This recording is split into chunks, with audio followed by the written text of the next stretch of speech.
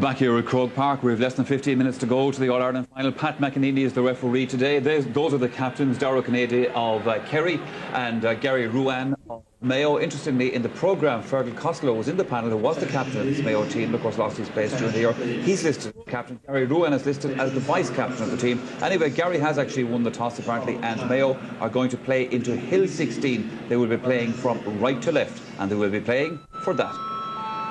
Okay, time for us to hear from Archie Morrissey. He's down pitch side. Michael, yes indeed, it's a tense moment for both teams, and particularly for a player who's played already in 3 All-Ireland senior football finals, but unfortunately not today. Darragh O'Shea, I'm sure you're heartbroken today. I'm disappointed, all right, Marty, but that's the way it goes, you know. These things happen and you should get on with it. Like, I think our lads are prepared very well in the last month, you know, and I'm no more than Mayo, I suppose, but we're looking forward to a big game and a good contest, you know. They seem very relaxed, Darragh, very focused. Yeah, well, I suppose when you come out in the field, there's about 20 minutes to kill, you know, and before the game starts, so you can't come out jumping and shouting either. You have to kind of come out a bit focused and kind of gear yourself up gradually, you know, so I think that's the idea, and I think Mayo looked a bit relaxed as well, you know. Going to win it? I hope so, for Darragh Kennedy and all the rest of us. Well done, thank you very much for joining us, Darragh O'Shea.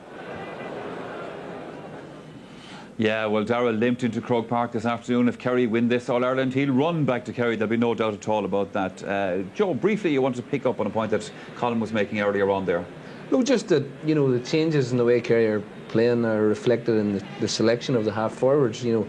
Like the decorative players like Noel Keneally and Aidan McGarrett are gone, and now you've got Declan Sullivan, Paul Galvin and Hassett, all 3 hard-working grafters, and I mean they'll go back into the defence and defend very hard in there. I think that the sort of big thing about today, one of the big things is whether or not Mayo are actually believing that they can win the game. Yeah. Because, you know, everyone in their heart of hearts thinks that Kerry will probably win it.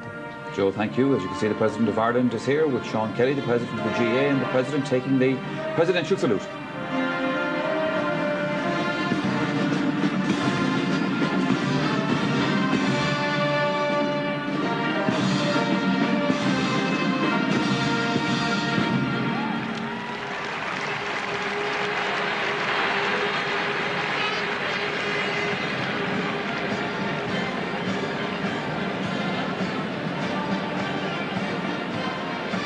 So Her Excellency the President then coming first of all to meet the Mayo team. Their captain on the day is Gary Ruane.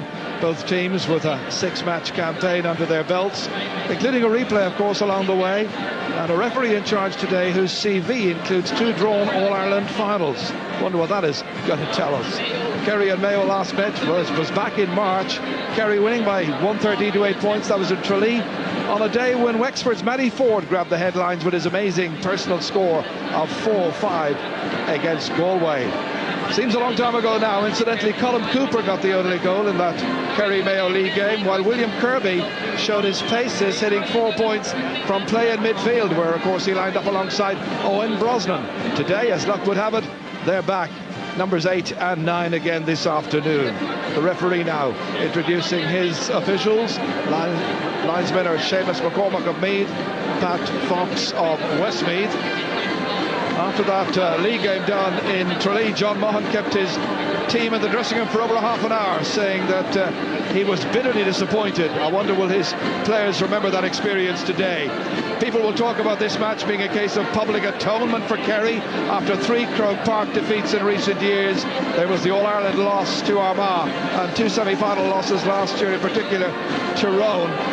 But I suspect that where Mayo are talking about bridging the 53-year frustration gap, where the players are concerned right now, it's all about forgetting about history and doing it for themselves and for their team.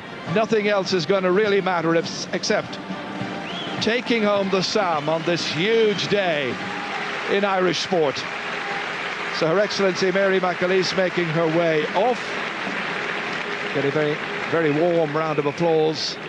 Huge crowd, over 79,000. So that's the presentation of the 2 teams to Her Excellency. Now, what of the team news on the day? Well, for Kerry, the big talking point this week was the decision to start Johnny Crowley in place of Mike Frank Russell. The Glenn Fleskman lines up alongside team captain Dara Okinade in the full forward line. Between them, Crowley and Okinade have played in 88 championship matches for the Kingdom. Sadly, injury, as you know, keeps out Dara O'Shea, and in the reshuffle, Owen Brosnan's in midfield with Declan O'Sullivan now on the 40. Mayo's management team had a number of really tough calls to make this week, and they've opted for Dermot Geraghty to start at cornerback in place of Conor Moran, and Fergal Kelly has again been preferred to David Brady. One or two more might have been looking over their shoulders as well, but the forward line at least has been left intact in the interest of continuity. Alan Dillon and Brian Maloney were the players most at risk, I'm told, but Dillon in particular gives the team free taking options. So those are the two teams. This is the big pressure day for them all. And if you're one of those people who believes in superstition and omens and so on, well, it's not the greatest from a Kerry point of view, because whenever they've played in All-Ireland final on the 26th of September, they've lost or they've drawn, but they've never won. There were 2 losses and 1 draw so far on the 26th of September in the past, and I'm wondering, will that have any impact today? I doubt it very much. What are your final thoughts, Martin, looking ahead to this huge game? Well, a lot of people before the game have talked about it being a very expansive game, a lot of good football in it. But to be quite honest with you, I'd be of the opinion that it'll be very physical in the first 20 minutes, very attritional. And to be honest with you, the team that settles into the rhythm easiest is probably the team that will win. And there's another important point. Mayo have got to withstand the third quarter onslaught from Kerry. Kerry have been magnificent in the third quarter in their last 2 games. And it's a time of the game, actually, when Mayo need to be at their most vigilant. Well, they are odds-on favourites. That's the situation here. Kerry very much everybody's fancy to win, and there's no room for sentiment, as we all know in sport. We've seen that Mayo have won the toss, and they indicated they've been playing from right to left. And let's get a final note and a final word for our panel. Heads on the block time for Colm and Joe. Yes, it is. And isn't that just an absolutely fantastic scene? Joe Brawley, who's going to win the All-Ireland? Well, if you turned on the radio at 6 o'clock, you'd expect to hear that it was Kerry, but I think that on form, I want to support Mayo. I'd love to see Mayo winning, so I'm going to support them today. Well, I think it would be best for the game, 33 titles to 3, but I think in this case, Kerry have more class. I think it should be a good game. It should be an open game. Conditions are reasonably good. It'll be tough. I think it'll be tough, but you have a good referee, and the weather conditions are quite good. Mayo are going to play with the wind, and they need to be in front at half-time, but I think Kerry have more class. Gentlemen, thank you very much indeed. The thoughts there of Joe Brawley and Colm O'Rourke. Everybody, enjoy this year's All-Ireland football final as we go back again to Martin and to Ger. What do you say, Martin, to those people that Mayo aren't a particularly good team and Kerry haven't been doing all that terribly well, and so what? We can't expect greatness today. These are the 2 teams who have qualified for the final. They've beaten everybody else. Well, they started out last May, Jared. To be quite honest about it, they're here in an All-Ireland final, and they won't give a tuppeny about what people say about them. They both have played outstanding football at different times, and they've played winning football, and that's why they're here. Mayo in particular, I thought, have played the best football we've seen in the championship this year in their display against Tyrone. And Kerry have shown an extra steel, an extra determination to the game this year, and a much greater work ethic, something that maybe hadn't been there in the past. So substance in many respects has replaced style, and we can expect that Kerry half-forward line again to work very, very hard, their half-back line to attack, and again, it'll come down to whether or not, the Mayo Mortimers, McDonald, or whether Gooch and the O'Canadian can get on top. But certainly an enthralling prospect, is in store for us. I'm tempted to think back of a certain Meath player. It wasn't Colm, it was another Meath player whom I was talking with about, 45 minutes before an All-Ireland final back in 1991, saying, can you enjoy this? And he says, you'll enjoy it later. You don't enjoy it right now. It's all pressure. It's all pressure, Gerard. But one of the things that's very important is that every one of the players can suck confidence from this occasion. I think, a lot of guys coming out here playing during their first All-Ireland, in particular at Mayo, and the day can either inspire you or intimidate you. And it's those who are inspired, those who can actually forget about the nerves, and those who can rise to the occasion are the people who will thrive. Well, we have a lot of people watching all over the world today. For instance, watching in Chicago are the Regan family from Ballyhonus. Son Barry got married yesterday to Caroline. First day of marriage, they're watching the All-Ireland final. And I know that Johnny and Clodagh in Mexico are on honeymoon as well. They're from the Sound Brothers here in RTE today at the match. Good wishes to you, and also out there to Damo and Brian who are watching in Beijing. Yes, and I have friends in Melbourne who are watching it, and Michael Gallagher and a few lads that I taught, so I hope they have a great evening out there watching it. So everybody now looking towards the tricolour. Around the Vian will be sung once again by Kieran Nagle, a member of the 3 Irish tenors. He sang the anthem at the All-Ireland hurling final just 2 weeks ago. Who'll be celebrating, or will there be a replay? Replay scheduled for the 10th of next month. You never know. Everybody standing right now, facing the tricolour. A member of the 3 Irish tenors will lead us in the singing of Ron the Vian.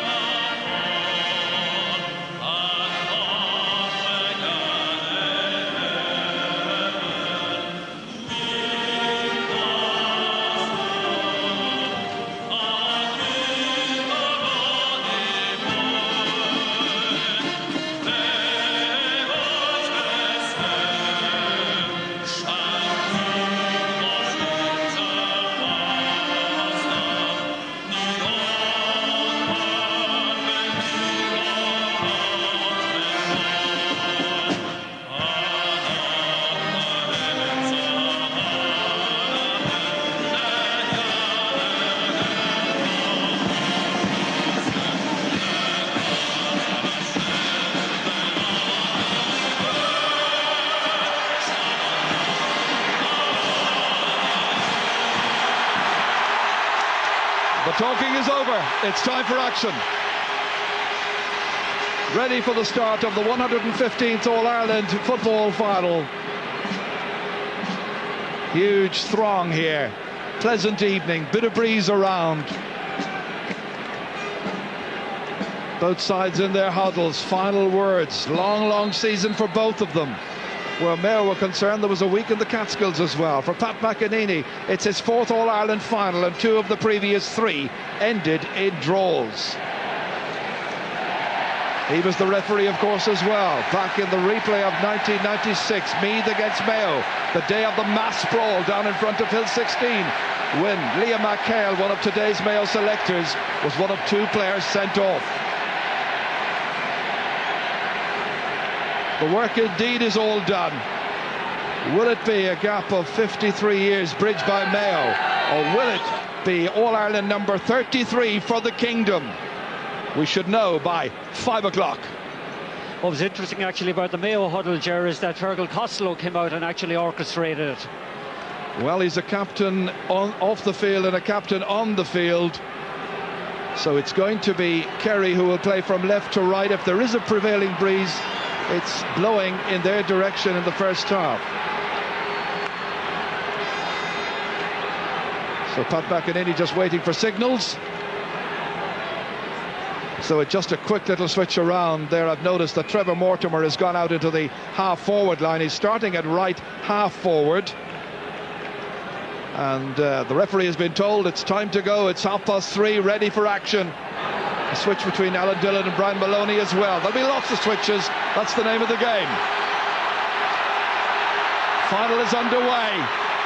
And straight away, it is William Kirby of Kerry trying to set up the first attack, linking up with Declan O'Sullivan from Drummond Pierces, same club, of course, as Jack O'Connor comes from.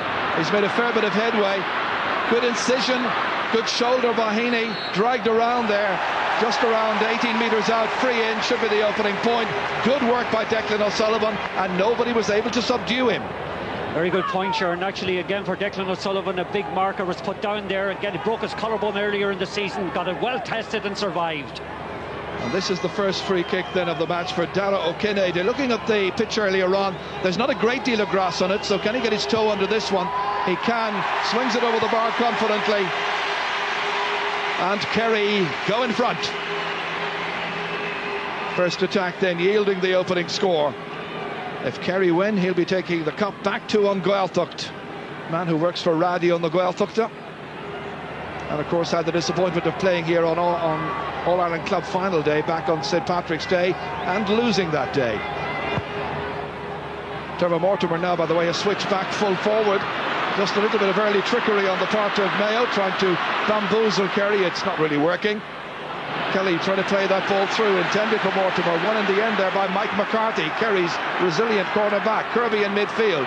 Coming forward is Tomas O'Shea. He's had a great season so far. Left boot inside. Nice movement here. Dara O'Kineda. Oh, it might just curl in yet. You never know. Goes wide. When it took off that time, it looked like it was going to be 10-15 metres wide of the target, but such is the breeze here, it very nearly made it. Jack O'Connor, the Kerry manager, what a difficult task he took on. After all the drama at the end of last year's championship campaign, Paulie went and Jack came in. He was a selector, of course, in 1997 and 2000. One again here in the half-back line. Mark O'Shea this time. Nice ball ahead towards O'Sullivan once more. And James Nallen is going to have to tie him down. Nallen gets a shoulder in. Still it's O'Sullivan. Good strength. Holds it up here for Mark O'Shea. And that's in. He set up the attack and he finished it as well. Great play by Mark O'Shea. Good work indeed. Well, his brother's been getting among the scores this year, but that's Mark getting in with his first point. And it's 2 point to no score. But interesting that Declan O'Sullivan was involved in both those attacks. Yes, and worryingly for Mayo, they're very, very tentative at the moment. Kerry, in contrast, are very vibrant and winning all the broken ball. And around the middle of the park in particular, Mayo need to start getting a grip. Peter Burke playing in his 25th championship match. Will it be one he'll remember? Ronan McGarrity, he's had a great season.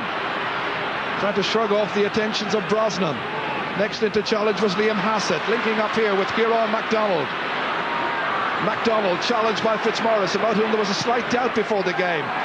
Good looking shot, it's a huge one, what a point! That's one to lift the crowd, that's one to lift the team. Kieran MacDonald from Crossmalina, first kick, and it goes sailing over brilliantly. Look how he shrugged aside the attentions of Fitzmaurice and hit a belter. Great point. Well, what an emphatic answer that time. Again, one of the things about MacDonald, he's physically very, very strong, as Fitzmaurice found out that time, but the strike was magnificent. Well, that's one to set up Mayo, and it's one to set up this game. O'Sullivan once again, third time he's put on the ball, this time gathered in by David Heaney. Mayo's fullbacks had a great year, out as far as James Gill. This is Patter Gardner, linking up again with Gill. Playing it away down the line here, intended for Trevor Mortimer, slipped away from him. Mike McCarthy pleading. Referee says play on, Mortimer does. 2 men to him and inside, it's sketched past them. It's in there for Alan Dillon. Here's Dillon! What a goal!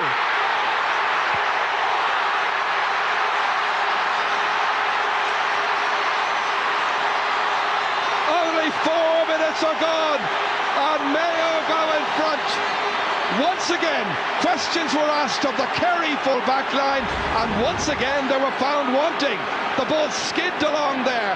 Dillon took up a good position, rounded the goalkeeper, and simply couldn't miss. Just watch that, Ger. Just watch composure, composure, and composure as he slotted it into the goals. That's a wonderful goal from a player who is under a bit of pressure coming in here. Well, in the semi-final, Kerry were in difficulty there as well. Enda Muldoon on that occasion, bamboozling them. This time it was Alan Dillon. This time it was Cooper losing his way. Dermot Geraghty had it, and the referee blows his whistle. It's going to be a free out to Mayo.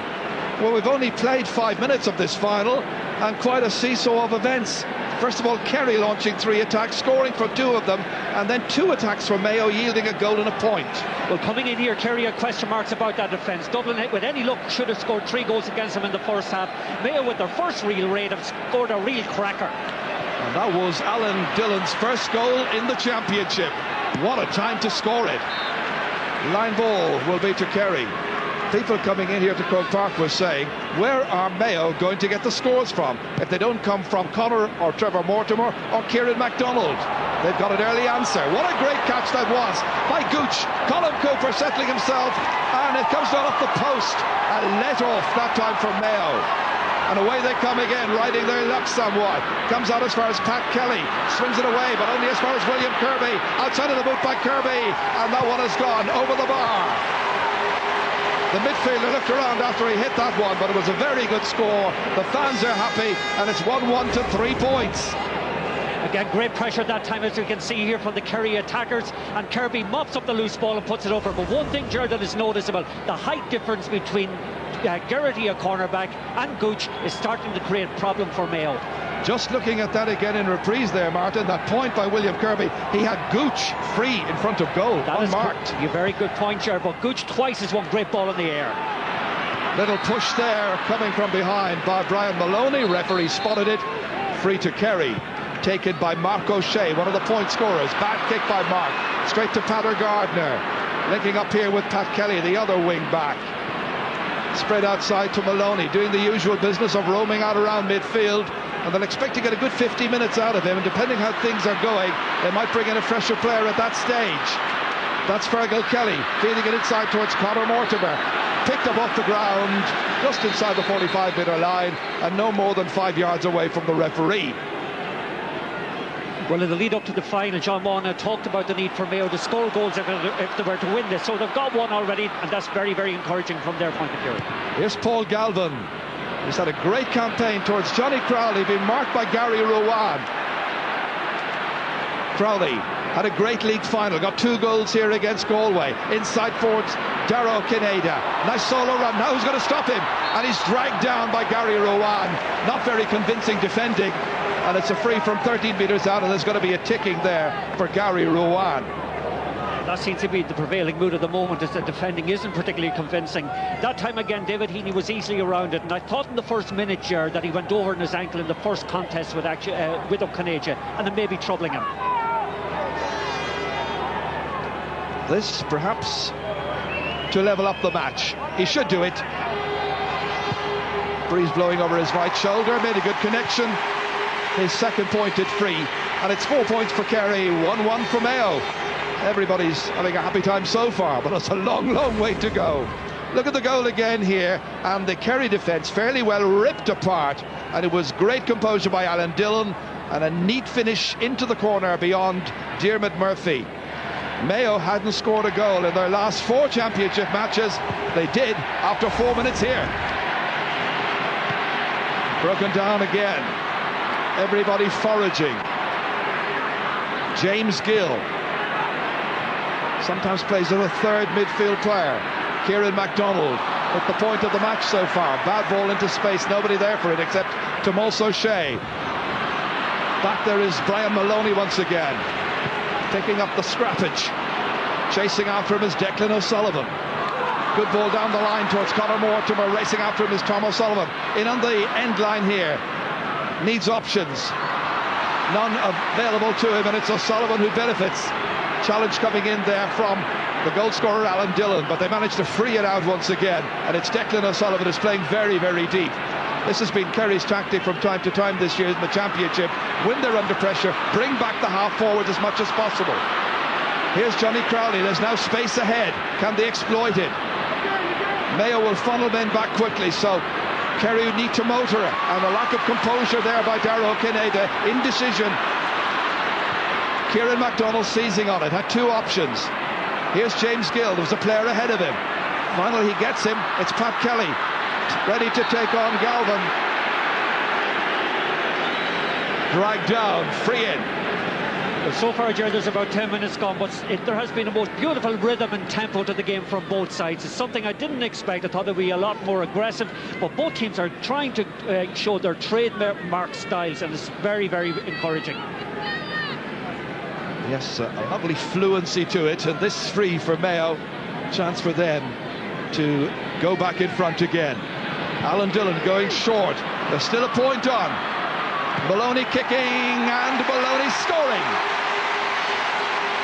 First point of the match for Brian Maloney. He's only scored 3 points in this year's league, or this year's championship so far. That's a vital one. Mention of the league indeed, which I referred to inadvertently. Mayo didn't have a particularly good league, but a lot of the players weren't playing during that campaign, have been in the Championship, and a lot has been made of the fact that they're a good deal fresher. Kerry, by comparison, have come from league straight into Championship. This is their 16th competitive match of the year. They've only lost 2, and they've got Johnny Crowley through, and O'Kineda kicking. The angle shot's got over the bar. Good point by O'Kineda. Farm the guy up giving the lead. And the teams are level. Again, if you notice, actually, just before that, Gooch slipped the ball neatly down to, I think, Johnny Crowley and set up the assist. But again, the ball coming in high between Geraghty and Gooch is causing trouble for Mayo. Something which Kerry will have noted on the sideline, and the players will be well aware of it. Give the ball in early, I think, is the message to both sets of midfielders. William Kirby here, alongside Brosnan. Here's Fitzmaurice. Good shoulder by Fitzmaurice. Testing the fullback. Crowley's in once again, dragged down, and Dermot Heaney is experiencing difficulties back there, and so too Dermot Geraghty. Crowley causing the problems. Gary Rowan is the one who has the foul called against him, and that's going to be a yellow card. Yeah, he was very lucky that time, actually. Again, a bout of uncharacteristic hesitancy on his part. Let Crowley in behind him. Again, a desperation tackle is what brought about the yellow card. Another one then for Dara O'Kineda. 3 from 3 for the rangy full forward. And it's Kerry who lead in this match by 6 points to 1-2. Look at the yellow card incident again here. It was Gary Rowan, not David Heaney, who dragged down Johnny Crowley.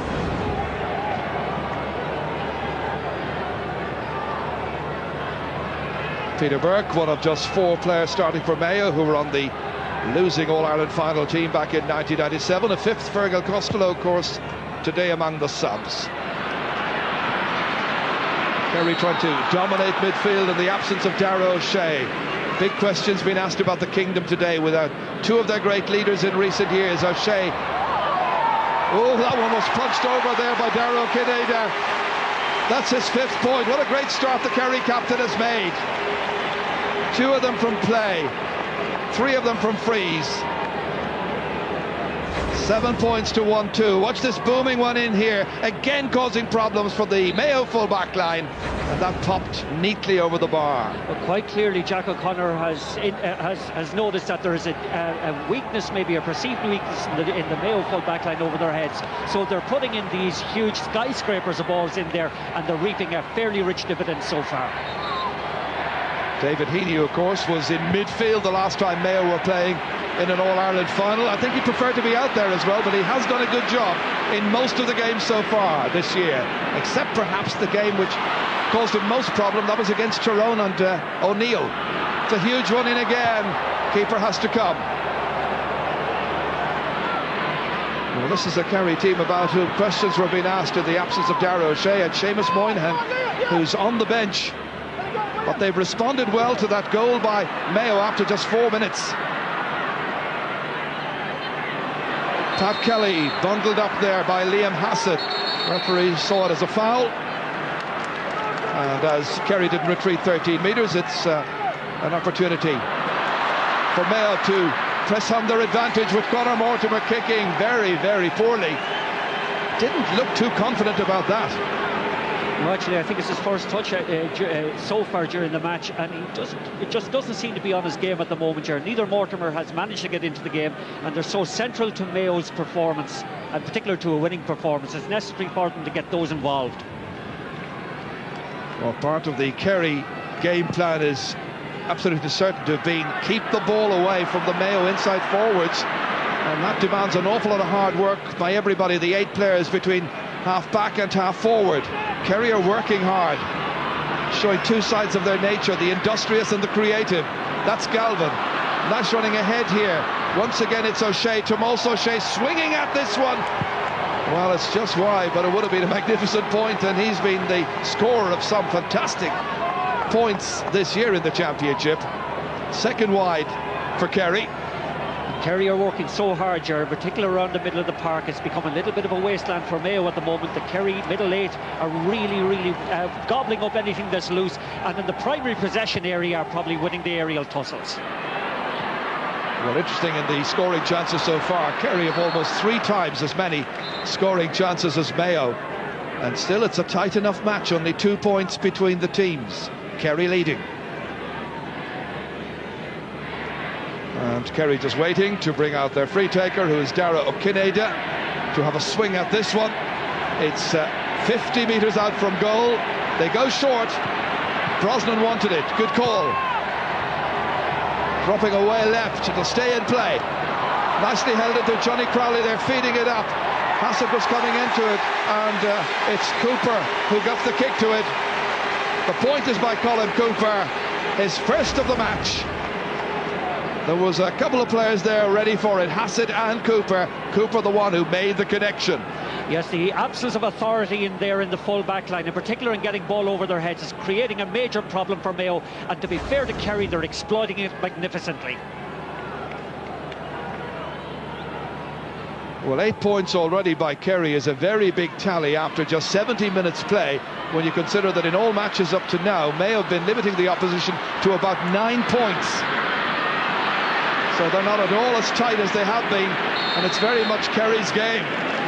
Going to plan. Free kick being left this time to Eamon Fitzmaurice from Finuge, teacher in Dingle. Mark O'Shea leaving it here for Mike McCarthy. Declan O'Sullivan now. Challenged there by Pat Kelly. He has the confidence and the composure to make a better angle for himself. Didn't quite swing with as much authority as he would wish. Fergal Kelly then starting it all over again with Ronan McGarity. Out as far as Trevor Mortimer. Look how far back he's had to go. In here to Gardner. Back towards Mortimer once again. Middle of the field, however. Kieran MacDonald trying to make some headway. Held up. Free being awarded.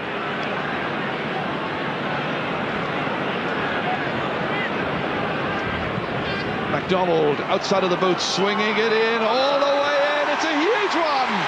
A second point of the match for Kieran MacDonald. One from play, one from a free, and each of the points from a massive distance out. That's an absolute incredible strike of the ball. Outside of the foot, 65 metres out, effortlessly over the bar. There's one guy that's on fire for Mayo on the forward line, but again, they must get more ball around the middle of the field and channel through him. Only 2 points between them again. Broken down here by Brosnan. Nobody able to take a firm command, however. Free kick to Mayo. MacDonald swinging it angularly across here towards Conor Mortimer. The lateral pass over is mopped up by Tom O'Sullivan. Challenged by Trevor Mortimer. Linking up with Mike McCarthy, who's making a fair old fist of full-back this year. Out to William Kirby. Working it ahead here to Paul Galvin. Head down into the wind, away he goes. Everybody's after him, including Peter Gardner. Galvin low, good ball, intelligently in as far as Dara Okineda, but one back here for Mayo by James Nallen. They breeze it out again as far as David Heaney.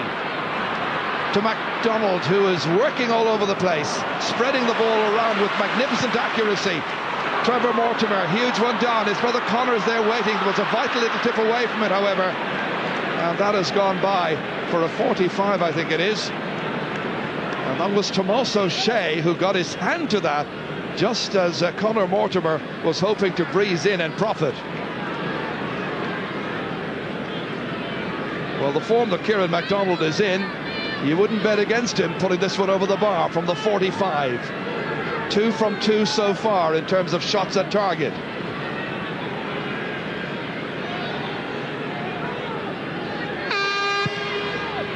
Going right, far too far right.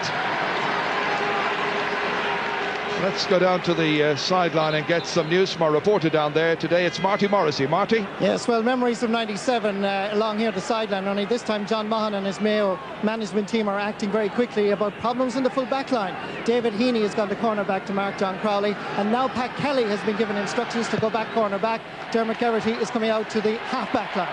Thank you, Marty. Indeed, Pat Kelly started the campaign against New York, Gaelic Park on the 2nd of May, playing at full back. more his position, in fact. Here comes Galvin, swinging at this one. O'Kineda jumping high, fisted away. Heaney winning it out as far as O'Sullivan. Angle is tight. He does really well. Great score. Excellent play by a wonderful player, Declan O'Sullivan from Drummond Pierces. And it's 9 points to 1-3. Well, certainly Kerry are so rhythmic at the moment. They're playing very, very good football. Mayo's defending is very, very loose, and again, a sign of a team that's doing well is their ability to mop up broken ball around the middle of the park, and it must say on that basis Kerry are well in front. Just looking around Croke Park at the near 80,000 people here, I think Mayo probably outnumber Kerry fans from about 2 to 1, maybe 3 to 1. I think they're waiting for the team to explode into life and hoping. This is one man who carries their hopes, Kieran MacDonald. There's the possession statistic, as we thought. Kerry the dominant force. Fergal Kelly in there instead of David Brady. Dermot Geraghty, the under-21 star, feeding it in towards Conor Mortimer, taking on Tom Sullivan. They've scored 1 goal already. They might need another in this match. That's Trevor Mortimer kicking, and Trevor Mortimer has put it wide. It was a really good chance. He should have taken that one, and he knows it. Well, in a tight game like this, Ger, it's more important even than usual. And that time he was beautifully set up by his brother. And again, with that and the 45 missed by Kieran MacDonald, all of those things kind of rode the confidence somewhat. So a bad start to the match for Mayo, in spite of the fact that they've got a first goal in 4 or 5 championship matches. They haven't been able to build on it.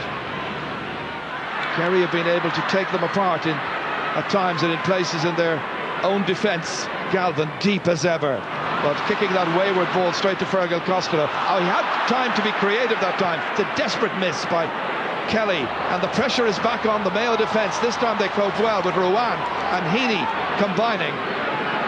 Well, that was a bad kick away by Fergal Kelly, and now the pressure is on with Gooch, and Cooper has put it over the bar, and it all came from a slack ball away in midfield by Mayo when they should have had control of the situation. Cooper's second point. Here it is again. This was the business end of the move. This was Cooper, nobody near him, but the angle was tight enough. Great score. Just watch him again here and think about all of this. He's still an under-21 player. Yes, and Kerry are attacking Mayo where Mayo were perceived to be very, very strong in their full back line, and they're exploiting it and having great success there. Let's go back down to Marty. Well, the policy here along the sideline is that Mayo substitutes warm up in 2s, but this time George Golden has instructed David Brady to really warm up. It's a matter of time before he comes in, and I believe he's coming in for Fergal Kelly. Well, it was a call they had to make. They made it. It hasn't worked so far. Crowley feeding it in towards O'Kineda. Back to Crowley on the 1-2, looking for support. Galvin's there. Can he get his 1 point a game? Not on this occasion. Well, he's been the man who's worked hardest of all for them in their half-forward line this year, but his scoring and his scoring rate lets him down somewhat. So here comes the move. David Brady is on, Fergal Kelly is off, and now it's up to David Brady to come in and show what he can do. He's really got a battle in the middle of the field, and not just rowing around the place with the odd point here and there. He's got to really work industriously. He has very much so, Ger, but too many of them are chasing shadows at the moment. Kerry are completely on top, playing with great understanding and an awful lot of intelligence. Fergal Kelly's day on the field lasted 24 minutes. He could come back in again, but I don't think so.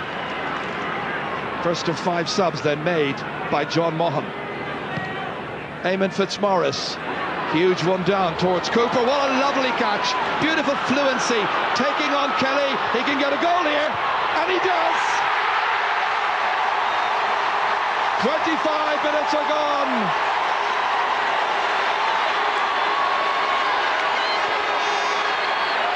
That is his 5th goal in championship football. Gooch Cooper with his first of the season here, easily taking it past a hapless defence. He exposed their limitations, he ran through and belted it in past Peter Burke. 110 to 1-3. Oh, it tells its own story. Oh, yeah, and it's far too easy. That's a lovely amalgam of intelligence, strength and precision. What a goal. What a goal indeed. So backs to the wall situation. Dermot Geraghty loses it here to Declan O'Sullivan, a very assured O'Sullivan, picking out his colleagues with pinpoint accuracy, asking a little bit of work here of Crowley over there with David Heaney. That's going to be a free in over aggression on the part of Heaney, and it's all going beautifully for the Kingdom. Basic mistakes being made by Mayo. At this stage they'll be hoping to get to half-time as tight to the Kingdom as they possibly can, and if they can manage to get it down to 2 or 3 points, they'll be doing really, really well.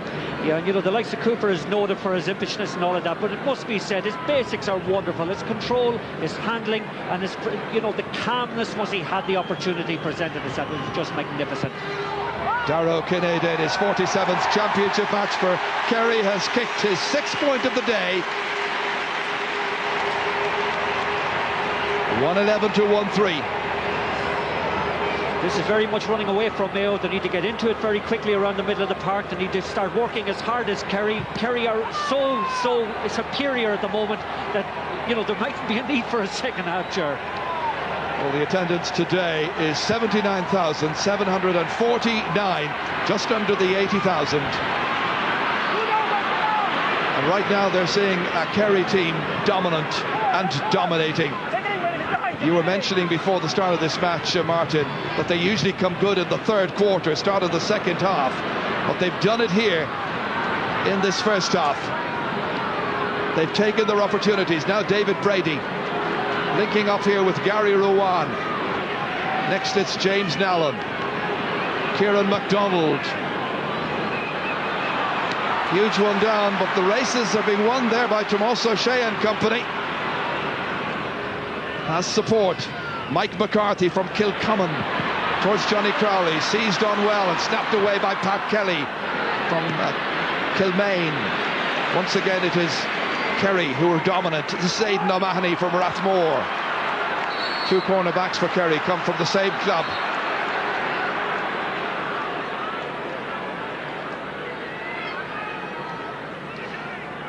Referee explaining to Owen Brosnan and also to David Brady just what that decision was all about. It's a free to Mayo. Kieran MacDonald to take it. He's a good 55 metres out. Huge one down all the way and out over the end line and wide.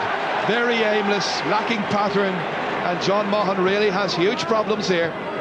Well, all the patterns seem to have, all the circuits seem to have broken down. Just watch this here again. He takes on Pat Kelly as if he wasn't there, but here's where the goal was made. Little bounce, taking him around Gary Ruan, holds his nerve and puts it beyond Peter Burke. Wonderful goal. If we can look at the broader pictures as these fans are right now, Martin, you can see how Kerry are playing and how they've adapted their game in recent years. It's a bit like the way Armagh started in 2002 and Tyrone carried on. The half forwards are coming back, creating enormous space for the inside forward line, and how Kerry are exploiting it today against Mayo. Well, certainly they've learned over the last couple of years, you know, with the defeats against Armagh and Tyrone, but Mayo are completely out of it at the moment, and Kerry are just brimming with confidence in everything they do. Long way to go. Trevor Mortimer. Nice ball inside here towards Nallen. He's popped up in the pass to set up chances. This is the goal scorer, Alan Dillon. Dragged down. That'll be a free in. Chance for a point. They need one. But again, if you just contrast the movement there with the way Kerry are playing, their movement is so laboured. Their passing is given to players that are static, whereas Kerry are just exploiting the space. Long ball to the space. Very simple, but very effective. This to make it 111 to 1-4. David Murphy beaten already once in this game. Alan Dillon, the goal scorer, ready to take this. He takes all the frees from the left-hand side with the right boot, and with very good effect. First pointed free of the match to add on to the goal. So there's 7 between them. But really, Kerry exploded into life midway through this first half, and they crowned it with that goal after 25 minutes. Mike and Simbad, etc. Darragh O'Shea here, in pensive mood, how he'd love to be out there. Very, very cruel and misfortunate that he's missing it through injury. And it must be said that the 2 midfielders at the moment, both Kirby and Brosnan, are outstanding out there. And they dominated as well when the teams last met down in the league, and people say, sure, what's the league all about? You might get signals from it occasionally. There's Brian Maloney burrowing a hole through the ground in Croke Park, which is very hard, believe me. Certainly that's the reversal of what happened last year when Kerry played Tyrone. Tyrone were doing that to Kerry, now Kerry are doing it to Mayo. They've learned their lesson. Ball was just about far enough away from O'Mahony when he received that pass to make it legitimate. Outside of the boot, blocked down, really good block that time. Nice play. That was Brian Maloney with the block, but they're under pressure again. This time it's Darragh Kineda, one-handed away with some difficulty there by Trevor Mortimer, who's back. And it's a real backs to the wall situation when you have your full forward back helping James Nallen and company, and it's a 45. Again, that was a fine block done, I think, that time by Alan Dillon. But again, there's a shapelessness about Mayo at the moment. There's an absence of understanding as to what's happening, and they're completely incohesive. Whereas Kerry are so controlled. I think, Martin, what they may have done is brought Trevor Mortimer back into the middle of the field and told him try and bunch it a little bit there and leave a bit more space. In other words, do a Kerry to Kerry. That's right, and they're bringing Micheál McCarthy has followed him back, and in that case there it was a Micheál McCarthy attempted goals that brought about the 45. Which O'Kineda kicks, swings that beautifully, and it lands perfectly.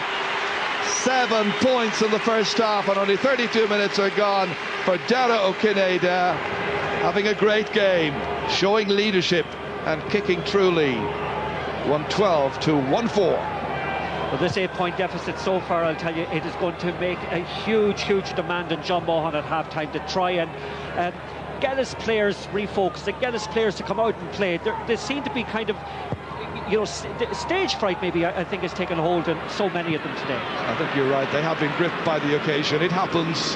Kerry are old stagers in many cases. A lot of Croke Park experience. And they come again here. Here's Declan O'Sullivan. Nice ball in, but it's just beyond Cooch. Still there for Johnny Crowley. Well blocked down by goalkeeper Peter Burke. Crowley was looking for his first goal since 2001 in a championship match at Croke Park. He scored in the league final, but in the championship it was the quarter-final against Dublin 3 years ago where he last got a goal. Got 2 that day. An important block, and now a counter move from Mayo. Patter Gardner to swing at this one. Oh dear, that was a great chance. His team got left off the hook at the other end, but this was the move involving Declan O'Sullivan. Beyond Gooch, he just got a hand to it out towards the corner forward Crowley. Excellent work by Peter Burke.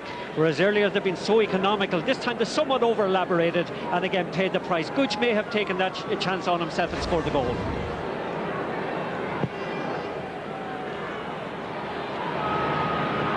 Fisted back by Brady towards Conor Mortimer. They leave it behind, and a fortunate bounce sees them get the ball back through James Gill. Now MacDonald back towards Conor Mortimer, twisting and turning, working really hard, but can they get anything out of it? There was almost a throw by Maloney. Back towards David Brady. 5 players trying to move the ball 10 yards. Back to McGarrity. It'll take a fortunate bounce and it doesn't get anything, and Aidan O'Mahony is out quickly, dragged to ground, and that about sums it up from a Mayo point of view. Impossible to make headway against a very tight marking unit. Yeah, they're so snappy today, Kerry. They're so feisty and they're so intelligent with their use of the ball. As against that, Mayo are so laboured and not just getting the primary things right, the basics right, of winning ball and using it quickly.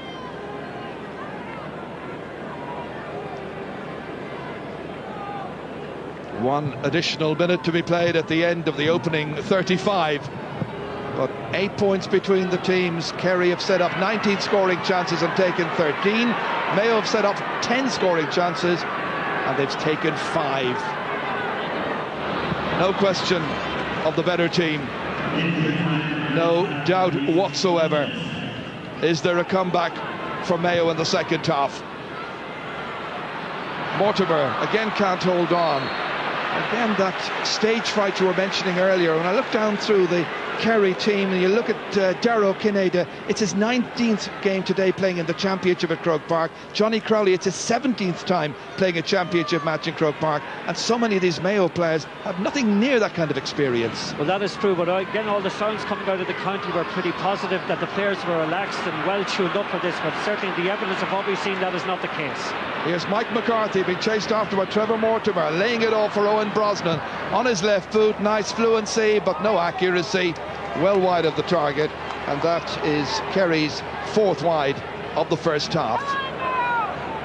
But overall, they will look back and say the opening 36 minutes of the game, a job well done.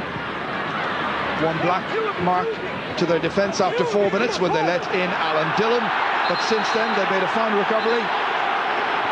MacDonald fired up, arguing with the linesman down here, who is Seamus McCormack from Meath.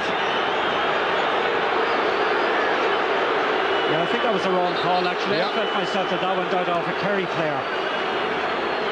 And you can see how much it meant to Kieran MacDonald. He's revved up for the game. They'll have 15 minutes now in which to compose themselves, get a game plan going. But how far behind will they be at the break? That one, from a Mayo point of view, fortunately going wide from Darragh Kineda. 8 between them. Well, it will take a monumental effort to get them going in the second half. And to be quite honest with you, they have pride to play for now, if nothing else.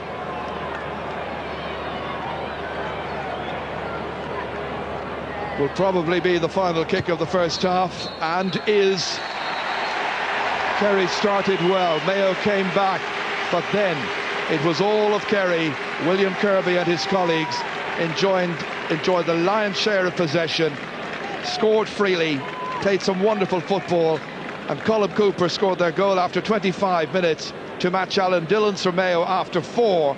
And as the teams go in at half-time in this 115th All-Ireland football final, it is Kerry who lead Mayo in this battle of the champions, Munster against Connacht.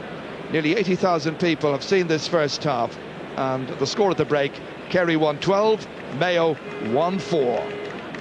Let's go down to the sideline to Ger O'Keefe talking with Marty.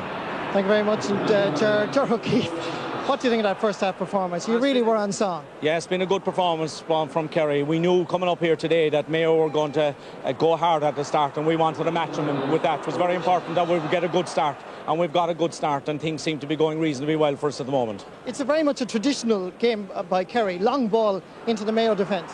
Well, you know, we can surprise people with the type of football we play. You know, we have strong people inside, we have good, you know, we try to vary our game so that we can keep the opposition thinking.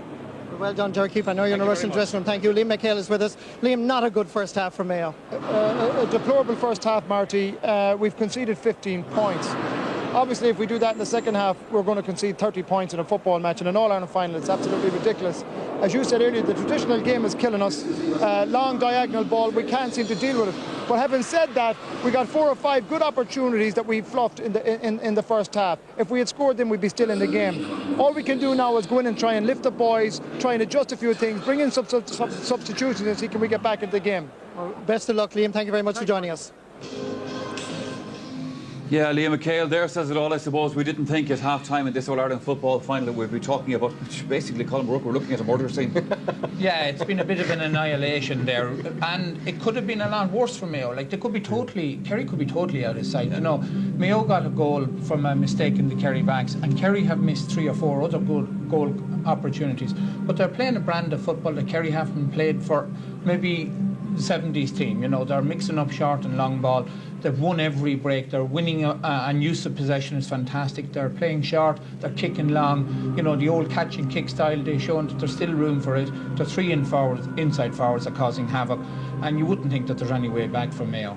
The thing about it is, I mean, people who look at this, and particularly Mayo fans, as a disaster for them at the moment. Yeah. But I mean, that would be taken away from Kerry, who've been absolutely wonderful the first half. Oh, totally devastating. I mean, the Mayo boys will be sitting in the changing room at half-time, and it'll be, you know, like a big truck has just run all over them. Like the truth is they're surveying the wreckage now at half-time. The game's over. I mean, Kerry are just destroying them in every way. I mean, what we were saying before the game, you know, Kerry don't have a long ball game. Well, Cooper, O'Kane, Crowley in the air, and the Mayo fullbacks are small. Yeah. And I mean, they're just running all over them. The defence is overwhelming the Mayo forwards. Only Kieran McDonald's standing against them. And they're just absolutely flying. It's as though they've kept their powder dry all year long, waiting for this, and they've let it all go just at the right time. And there's just, I mean, Mayo are just hanging on to them all over the field, and there's no possibility of a retrieval. I hope, gentlemen, there isn't shades of Pat Spillane and Mammies with bad knees about this at half-time of the All-Ireland final. We take a break from this year's football final for just a little while. More analysis with the panel right after that.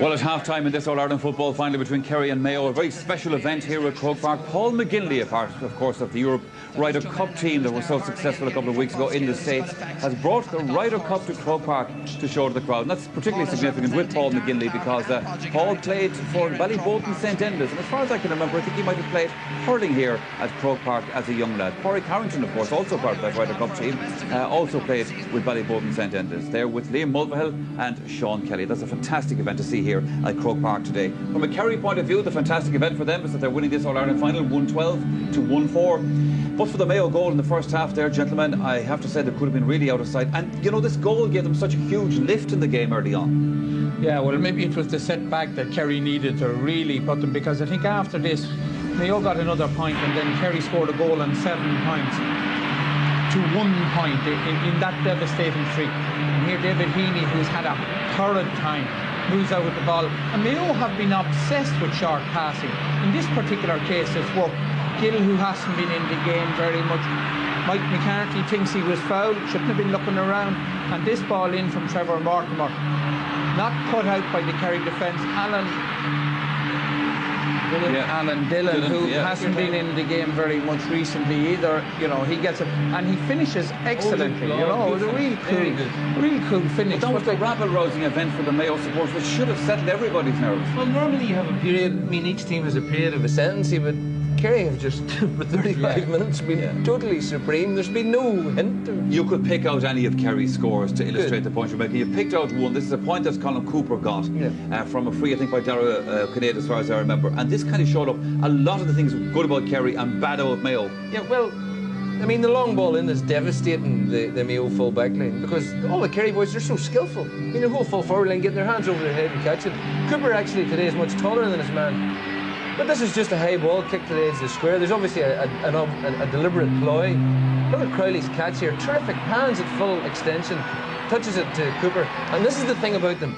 He didn't hesitate for a second. Yeah. No hesitation. Straight over the bar. No messing about. No solar on anything else. It's a simple game. And they can all do it. Yeah. But most of the catches they have made inside here under us have been uncontested. Yeah. You know, like Heaney is good enough in the air. Ruan is good enough in the air. Well, this must be absolutely bamboozling. But Mayo are in a trance. I mean, say you're the Mayo manager and you're sitting there at half-time now. Well, what are you going to say? What do you do? What's happened here is Cooper thinks he's died and gone to heaven. There's no doubt about that, you know, because the ball is coming in. They put a small man on him, Garrity, at the start, and Cooper's going up, and he's beautiful hands. He's catching everything. And then, to confirm that he's at the pearly gates, they put Kelly back on him. You know, and I said, this is danger. And what happens? As soon as the ball comes in, Kelly's not a good man marker. And the goal that Colin Cooper got, I think the Kerry supporters thought he'd just come back down from heaven again. Well, again, it was very easy. High ball, and it comes, and I mean, you were worried. I mean, we thought at least that with a taller man on him, he might be able to punch the ball. But there he is,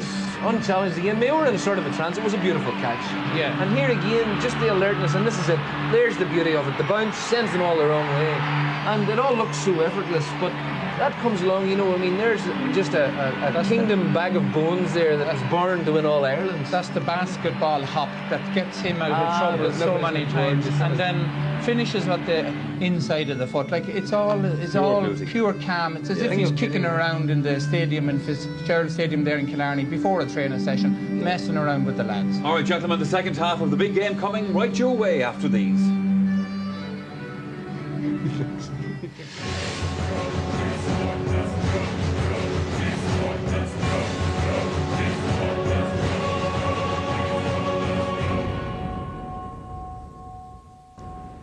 Mayo are losing by 8 points at half-time in this All-Ireland final, and they've made 2 changes on the team, gentlemen. They have brought on Conor Moran for Dermot Geraghty, and they've taken off James Gill and brought on Michael Conway. So that's all they could possibly do, I suppose, in trying to shake things up, Conor Moran. Well, Conor Moran, of course, was dropped in place of Dermot Geraghty, you know, because Geraghty was supposed to be the man to shackle Cooper.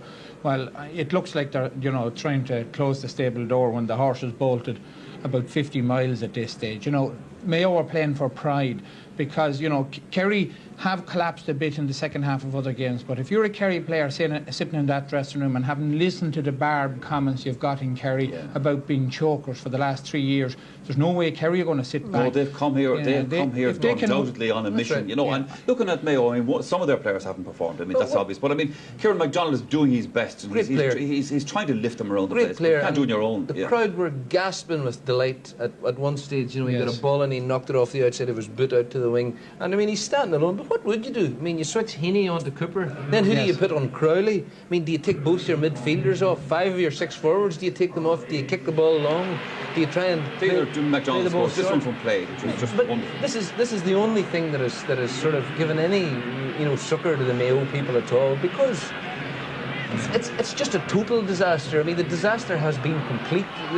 I mean, apart from MacDonald, there's nowhere that you could say a Mayo player is holding his own with his Kerry opponent. They don't seem to have any attack. There doesn't seem to be a forward in sight apart from MacDonald. Well, the two Mortimers have been wiped out, and even the easy point chance that Conor Mortimer did get, he put it wide. Gardner put an easy one wide.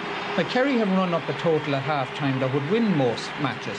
You know, if they run on another 5 or 6 points, that's the score that wins every single All-Ireland. So you only have to get half a dozen points. You can only see this getting worse and worse and worse. Well, as we've learned here on this programme, John, through the years, we hesitate to write teams off at half-time, but let's just say it's going to be a hard mountain for Mayo to climb. Let's go back to Mark and then to Jerry again. So with the changes that John Maughan and company have made now at half-time, it means that Mayo in all have made 3 alterations from the starting 15. Well, there's one man who'll be on his way to Europe very shortly, Charlie McCreevy, and Pat McEnany ready to start the second half. 8 between them. Can it be done for Mayo? Kerry already there comfortably with one hand on Sam Maguire. It would seem so. William Kirby belting it way down. Remember, Kerry now have the win for the second half. Colin Cooper taking on Kelly. Huge kick, but this one hit just to the right. Goal and 2 points for Gooch so far in the game, playing today in his 20th championship match. The Mayo fans trying to summon some encouragement for their team. They've worked hard to get here. The fans have worked hard to get the tickets. They want value for money in the next 35 minutes. There's still a long way to go. David Brady. Alan Dillon now. Nicely inside here towards Michael Conroy, under-21 star. He'll be playing next Saturday against Armagh in Breffni Park in the All-Ireland under-21 final. But Kerry are the masters. Mike McCarthy taking a firm grip. And he's been unrelenting. He's given Trevor Mortimer absolutely nothing. Indeed, if you look back on that Mayo goal again, you may well see Mike McCarthy fouled by Trevor Mortimer. As we mentioned at the time, play continued, but Mayo are grateful. Here's Liam Hassett.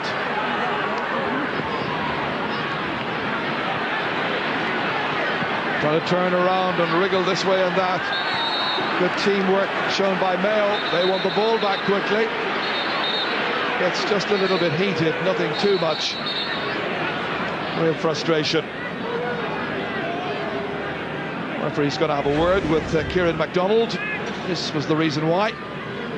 David Brady was in there as well, but it was MacDonald who ended on the deck. Yeah, it was all harmless though. McDonald never threw a punch or anything. And again, players, just a little bit of handbags. Nothing serious. Pat Kelly about to hit this free for Mayo, wondering just who's available for him. Nothing coming easily for Mayo. Very tough assignment.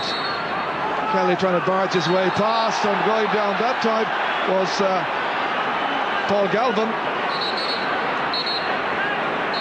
Pat Kelly was the one who was trying to get through, and he was being very frustrated, and I think there might have been a punch thrown. Won't get a chance to see that again in a little while. This is all a little bit senseless now at the moment. Again, the Mayo were authors of their own misfortune there. A short kick, nobody moving down the field at all. Short play. Kelly ran into traffic with it. Again, the resulting little bit of a melee. Here they're still at it. It's stupidity of the worst degree. Well, that's how it was developing, and this is how it's ended. The referee's had a quiet word with everybody. Only one booking in the match so far.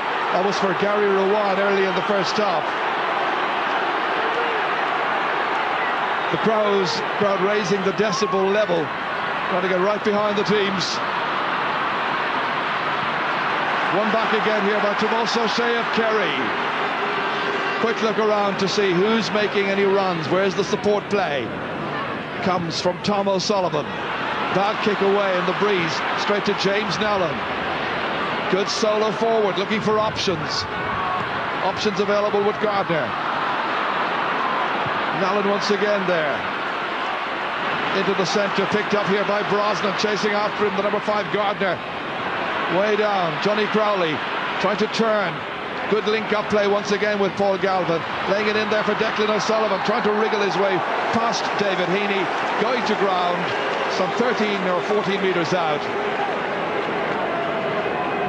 Yeah, they're so sharp and so inventive by comparison to Mayo. Mayo are just so staccato. There is no rhythm whatsoever to what they're doing. And again, the movement in the forward line is non-existent. That's why the ball isn't been going in. That's why the players are indulging in short play.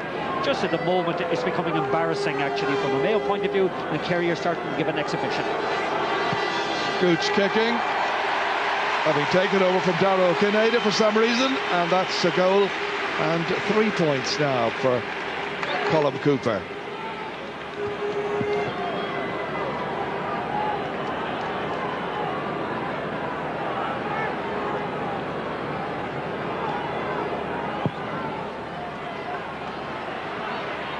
Kirby under this, so too. Now the Mayo midfielders trying to wriggle their way past Brian Maloney with a good catch, leaving it for David Brady. Waiting for players to make runs. Eventually it's Trevor Mortimer, he couldn't hold it. Over there supporting him is Michael Conroy. Nice ball in, here's a chance. Real opportunity for Conor Mortimer, and that one's over the bar. Might have ended up in the back of the Kerry net.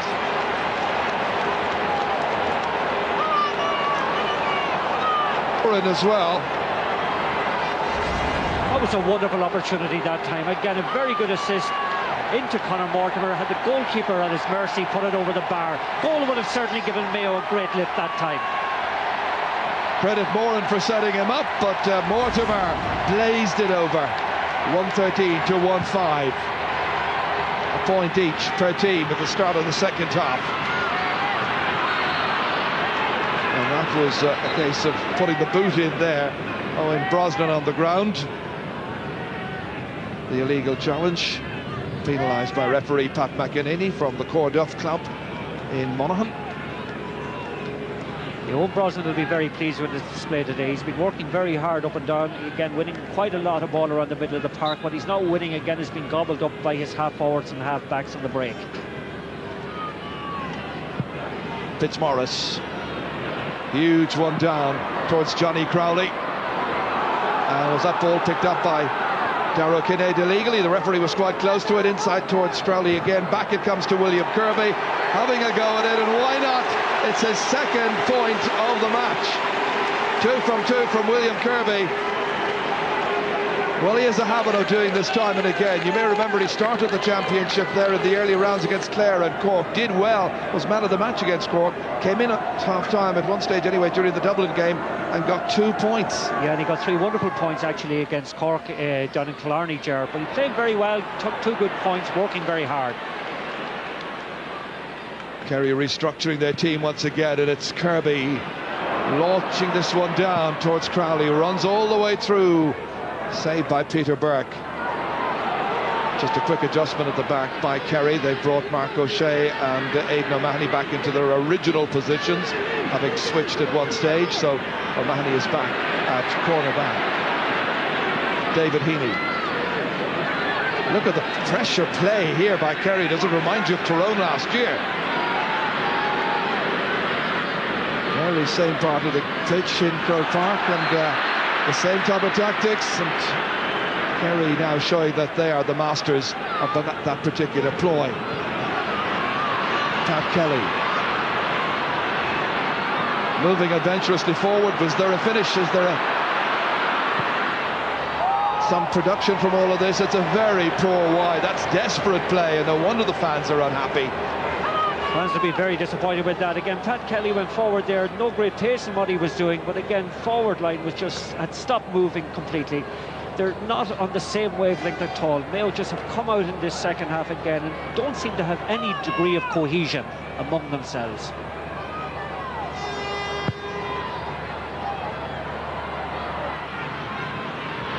Once again, it is won back by Kerry. Declan O'Sullivan. Johnny Crowley always coming, breaking it down for Gooch. Colin Cooper kicking. That's brilliant. Great Kerry play. He's got a goal and 4. Well, when the ball went in, there was the understanding that Crowley could go in and contest. If he couldn't catch, he'd break, and Cooper would be available. He always is. This is it. It's been working before, and it's working again. Again, it's so simple, Ger, but again, let's admire the skill of Colin Cooper that time. A beautiful, instinctive kick of his left foot and straight over the bar. First touch is wonderful.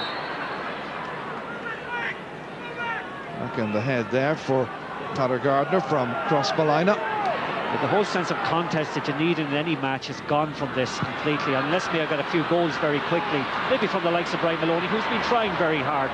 The game is just going to die a death. Taking on Tomas O'Shea, breaks down to Conor Mortimer.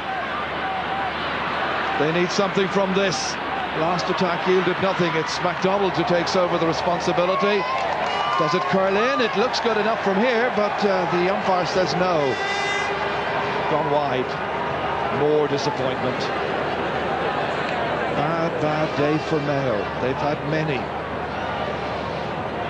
Yeah, unfortunately too, you can see in their demeanour at the moment, Ger, there's an awful lot of shrugged shoulders out there. A lot of players, I think, have a sense of inevitability about this already, which is a shame. And the Mayo hat you saw there, blowing in the breeze into the ground.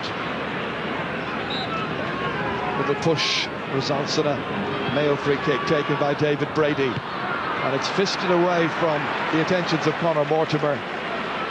Very vigilant play back there, Aidan O'Mahony. Huge one down towards Cooper. What another great catch by Colin Cooper. This time it's Crowley who's there, thinking about picking up pieces. He's wrestled around it, it's a free in. It's simplicity itself, as Martin Carney was saying earlier on. Their approach to forward play, and what can John Maughan, George Golden and Liam McHale do about it? You're not allowed to shoot anybody, Ger. Unless they do something like that, the young Cooper, I'm afraid they're in bother. He's been sublime in this game as far as I'm concerned. He's given an exhibition how inside forward should play.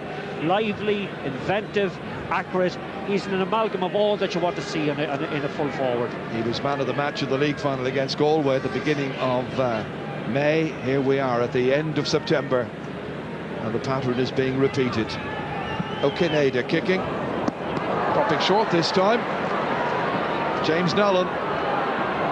They work it out again here and trying to build something with Gary Rowan. Now Peter Gardner. Bad ball from Gardner, and it's Cooper who's in to seize on it once again. Trying to go by Kelly, falling to ground. The referee says play on. It should have been a free in.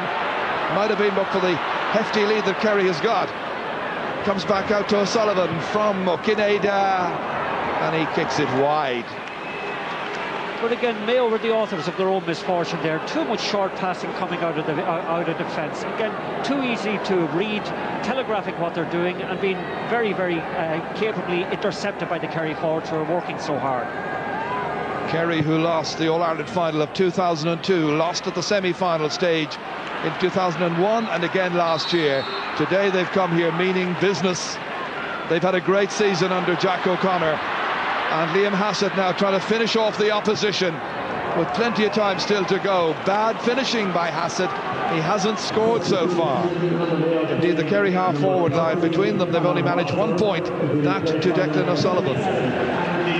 Another change is about to be made. Conor Mortimer is going off, and Andy Moran is coming on. I think they probably had a choice of Andy Moran or Austin O'Malley, and they've gone for Andy Moran. And a bad day for Conor Mortimer, but he's a young lad. He's a young lad and he'll learn from it. He's had a disappointing game, but he's been magnificent all summer, and just today it didn't work out for him. Some of the fans making their way off. They've decided that that's it at 1:15 to 1:5. Not much chance of a miracle. Kerry underlining that with their power play from O'Sullivan on towards Galvin. Paul Galvin, jersey was pushed. Referee has blown up before that kick went in. Now having a word with the two players involved. But a really, really frustrating time for the likes of Patter Gardner and all of his colleagues. It just hasn't gone well for them. There was that glorious spell for about 10 minutes when they were still highly competitive, but now being blown apart by a Kerry team that I think an awful lot of people have underestimated this year and doubted for quite some time because of the recent losses in major matches. But this is a very good performance by Kerry, no question about that. 8 for the day for Dara O'Kineda. That's a fair comment, and a lot of commentators in Mayo were making the point that maybe Mayo have played their best football in late July and early August, and that they have been somewhat in decline since then, whereas Kerry had yet to play their best, and that is certainly what has transpired today. Again, McGarrity struggling in midfield there against the Kerry duo of Brosnan and Kirby. Here comes Fitzmaurice. People have doubted him on occasions. He's never let Kerry down, and Galvin's been a real worker, a real find this year. All the way it hops through, almost foils goalkeeper Peter Burke does well. Mayo are now playing for respectability, a case of getting some more scores, tightening the gap if they can. It's with Alan Dillon, so long ago now since he got their only goal. All the way through this time towards Maloney. Brian Maloney dishing it off. Heaney has gone forward, might as well join the attack. Wrestled down right on the end line. Liam Hassett was the guilty party. Referee just noting the offence. Ticking for the number 10. Referee is a non-fussy referee, tries to allow play to develop as much as possible, gets on with it, and is widely recognised to be one of the very best in the game. Kieran MacDonald, 3 points for the day. The young and the old will still roar their encouragement. They don't want to think of defeat. There's another 20 minutes to play, but the gap is 10 points. Yeah, and the significant cushion has been established by Kerry that even if there is a comeback by Mayo now, they still will be able to get sufficient points to push them further forward. Kerry would need to collectively go off and have a tea break at this stage and leave the ball to Mayo for 10 minutes. One there by Brosnan, who's a determined player. Again, it's Mayo who try to work it out of defence with determination and no little skill. Dillon keeping the movement going was Gary Rowan, who set it up initially. Now for Alan Dillon again, feeding it forward here towards Trevor Mortimer. He seemed to be pushed over. The referee says play on. Kerry happy to oblige. Hassett with some work to do to retain possession. Here's Declan O'Sullivan stepping away from trouble. Lovely movement, beautiful balance and control. A great player in total control of the situation. They try to dig that one out there with Johnny Crowley. And again it is James Nowlan towards David Brady. MacDonald, who's never let the side down, but he's 65 metres out. Got 2 classy points in the first half. Great catch there by Tomas O'Shea. What a season he's had. On for William Kirby, the man from Tralee. Good ball in. Again, it's O'Sullivan turning, marking his slack. Turn back towards Galvin. Again, there's support play with Cooper. Off on the trademark solo run, taking on Kelly. Now a quick look up. There's a point here if he wants it. He does, why not? 1-5 for Colin Cooper in a real man of the match display. Well, the wonderful young Dr. Crokes player from Killarney. Well, certainly Colin Cooper has kept great interest, has kept an interest in the game alive, because the sense of contest has gone from it. But just watching him at the moment is worth the admission money alone, Ger. He's had 8 shots at the target, Martin. He scored 6 times. Here's McGarity, who started the season with very few Mayo players knowing an awful lot about him as a footballer. He was not as a basketball player, having had 3 seasons in the United States. But he's had a good year, but hasn't done well today. But then so many of his Mayo colleagues have really had a very poor afternoon. They've struggled all through. Ball touched on the ground, handled by Gary Ruan. Free in for Kerry. Colin Cooper takes it quickly. The referee allows. Out to Tom O'Sullivan. Shooting practice for Owen Brosnan, hasn't scored so far. And it's turning into something of a wretched, one-way All-Ireland final. It's been like that for some time, but... Well, it's a bit of an exhibition at the moment, but again, credit to Kerry. They haven't let their foot off the pedal at all, Ger. They've kept playing good football. They've kept doing the basics well. They've stuck to their game plan. And like any good team, they have developed a real killer instinct. Michael Conroy. It'll be a real lesson for the likes of Michael Conroy here.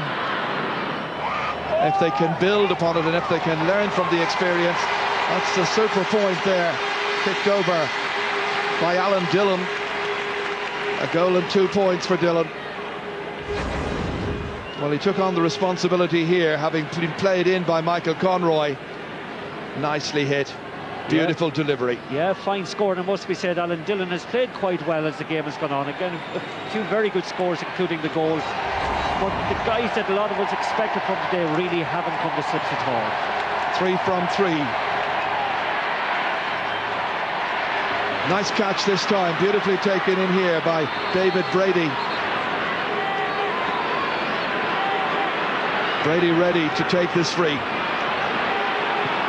Time for a goal from Mayo if they can manage it. Moran kicking that one high and putting it over the bar. Good play by Andy Moran. 117 to 1-8. Kerry for push. And it's going to be Seamus Moynihan who will come on in place of Liam Hassett. Hassett making way. He was the captain when they received the cup in '97. Moynihan was the captain when they received the cup in 2000. The captain today is Dara O'Kineda. Yeah, but it's interesting to see actually where Seamus Moynihan is going. He's gone up around the centre half forward position, Ger. I remember on one occasion when it was the only time I was ever involved in the picking of an all-star team, and it was one year, unfortunately, he didn't make it. And it was an awful experience for all concerned, but right now it's Brosnan going through. This comes out towards Pater Gardner. And away come Mayo. But just to finish that, I think at the end of it all, the judges realised we've made a mistake here, leaving out Seamus Moynihan. And somebody said, you know, we could put him in goal. And probably over the last 10 years, it's arguably, you know, fair to say that he's been the best all-round Gaelic footballer that I have seen, Ger. No question, absolutely. As Fitzmaurice has spoken to by Pat McEnany, and that's going to be a yellow card for his troubles. 1 per team. MacDonald taking the free. Huge one in. It might break. An opportunity perchance here for Brian Maloney. In turning, he lost the opportunity, and Aidan O'Mahony was in quick to season it. He's been a find this year. Came in off the bench, having been sub last year, but got the experience and built up his know-how. Here comes you-know-who, Seamus Moynihan, on for Paul Galvin. Nicely down here towards Colin Cooper. He's tormented Mayo. They'll have nightmares about him after this. Good ball in for Johnny Crowley. How he'd like to score here. Had a goal chance at the first half. Back to Cooper, has been pulling the strings. Referee almost getting in the way of Crowley that time. Back out to Moynihan, who's playing in the forward line. Well, I think he's playing in the forward line. He's anywhere the ball is. That's Galvin. It's only exhibition, practice stuff at this stage. For the record, Paul Galvin gets his first point of the match. The Kerry fans are loving it. Johnny Crowley is going to make way after 22 minutes. This was his last piece of action, setting up Paul Galvin. And the big cheer you can hear in the background is because of the newest sub in, Frank Russell. What a team and what a panel. They are deserving champions, no question about that. Peter Burke kicking it out here. Fitzmaurice trying to take the sting out of it. Galvin again, a real workhorse. Yeah, one comment here actually on all of this at the moment. Kerry won the National League. They've been training all winter. A lot of the Mayo players weren't involved at all in winter because of operations and one thing and another. The fact that they hadn't winter training, I'm wondering, has it come against them? I wonder, is that fitness base that is required for this level absent today? Kerry, you know, I was saying that this is their 16th game between League and Championship. They've only lost 2, lost both matches by a point, including the very first one, which was against Longford. And everybody says, wow, this is the end of the world, you know. And at the end of it all, the end of the season, here we are. Kerry are the champions designate. Very much so, but again, their fitness levels are so superior to Mayo's today. For the record, Cooper has put it wide. He takes the freeze over on that right-hand side, hitting it with the left. 1 from 2 is his record there.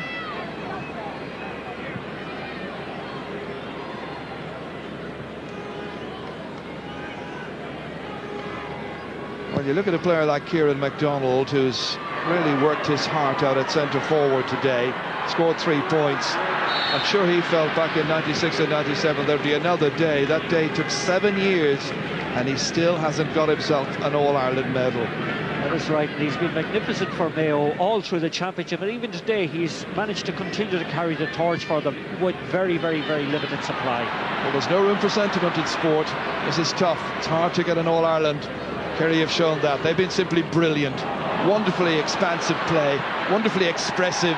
And there again comes William Kirby. Bang on cue, in for his 3rd. He got 4 in the league, he's 3 so far, and he's got another 10 minutes left to play. Again, just credit that time Gooch Cooper, young Colin Cooper, with the vision that he had to pick out Kirby on the overlap. Just watch that crossfield ball, diagonally placed, beautifully executed, and again a fine score, his 3rd I think by Kirby. It was 112 to 1-4 at half-time, 119 to 1-8, and they're leaving in droves at this stage. Down along the Clonliffe Road, having left Croke Park. There you are. That's where we are. And this is what we are watching now. Kieran MacDonald, 40 metres out from goal, laying one in here for David Brady. There's a chance in here for Maloney. Oh, and he's blazed it outside and wide. No joy for Brian Maloney there. Got a point earlier on. Fans tearing their hair out. Well, what's left there? They're tearing. Yes, it's a frustrating day. It's a long way back to Mayo, but they've had a good journey to get here. They weren't expected to do this. They were expected to maybe contest an All-Ireland in 2 or 3 years' time. They've been ahead of schedule, and they've hit a team that people have frankly underestimated, even down in Kerry. Very much so, but again, to me it was Atonement Sunday for Kerry today.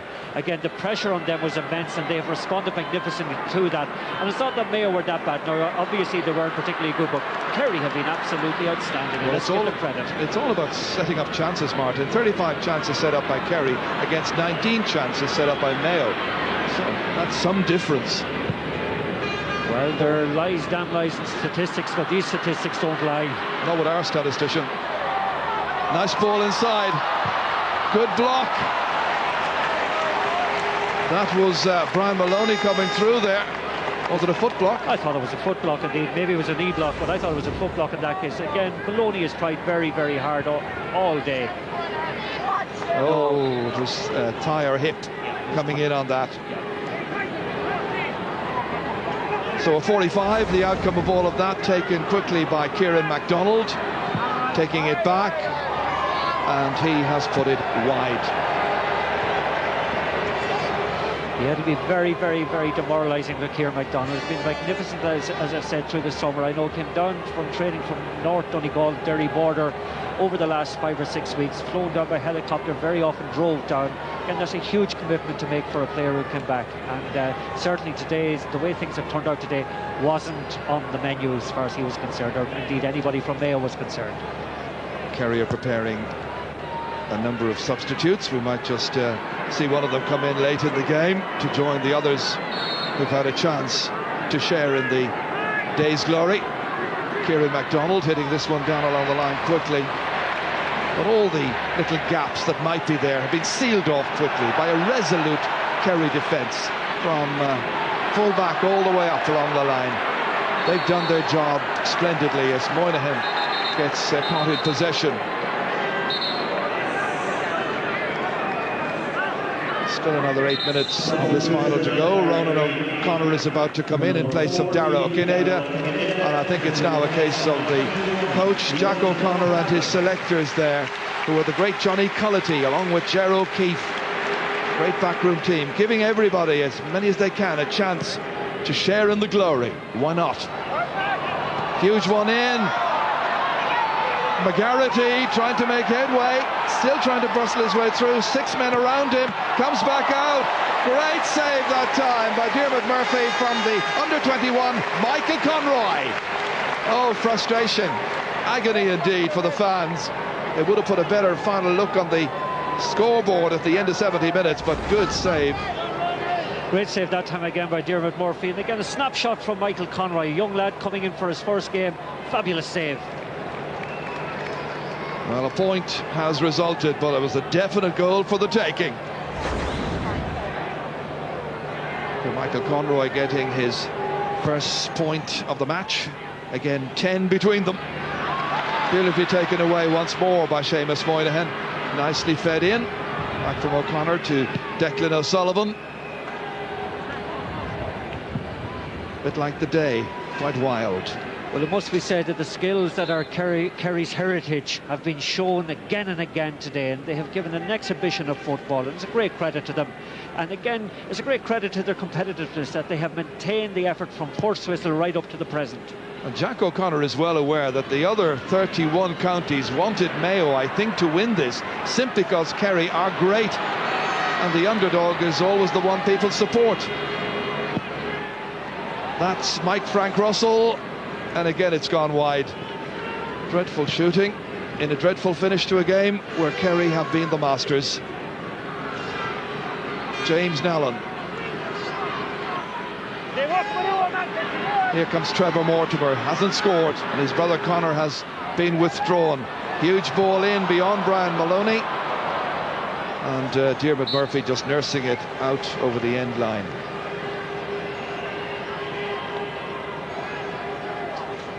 A lot of games played. Fans have had a long journey. They spent lots and lots of their money to come and support their teams. Mayo fans have come everywhere and anywhere to hope that John Mahon would be able to lead them this year to bridge a gap of 53 years. It's not going to happen. That's been obvious from a long, long way back. But he will hope that what he's been able to deliver this year will enable Mayo to build for future years, as Paddy Navan comes in place of David Heaney. Late change. Well, that's about all you can hope for out of the wreckage of this from a Mayo point of view, is that they can get experience for the future, can build on it, but they'll certainly be doing that without a number of players who played here today, Ger, unfortunately. And of course, the younger members of the Mayo team have got a match on Saturday next to look forward to. If you can do that at this particular stage against Armagh, who are a really good under-21 team. That All-Ireland final coming up in just 6 days' time. And John Mahon, of course, is the man in charge, likewise his fellow selectors, so they'll have to get over the wreckage of this quickly. Eamon Fitzmaurice down along the line for Kirby. He's on for a fourth. Blocked down this time, taken by Pat Kelly. Freed outside there towards Paddy Navan. Man has just come in for MacDonald. The Sue Gawn style hairstyle. That's what I think they'd call it in West Clare. Back from Dillon. Bad mistake there by Maloney. But the final whistle can't come quickly enough for so many of these people. Just look at the faces there of some of these people in the crowd. Agony goes on and on. 53 years will become 54. And for Kerry, 32 All-Irelands will become 33. Their first one in 1903. Their last when Moynihan lifted the cup in 2000. Fitzmaurice. That's Moynihan again, placing that one in there towards Mike Frank Russell, who was unlucky to lose his place in the team in the first place. Breaks down to Gary Ruan. And again, he sets Conor Moran on his way. David Brady. Here's MacDonald.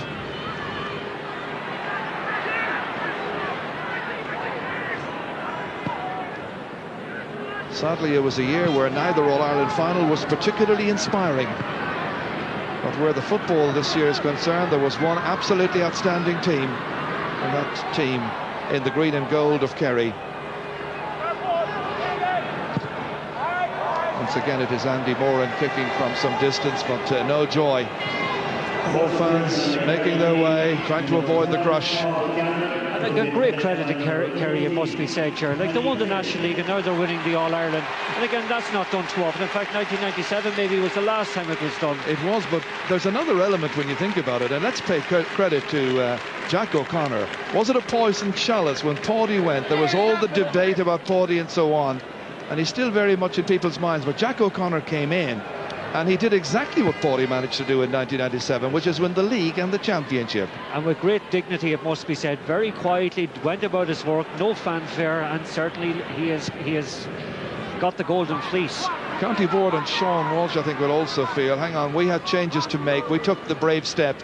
It wasn't popular, but it was done. And that last kick there by Ronan O'Connor.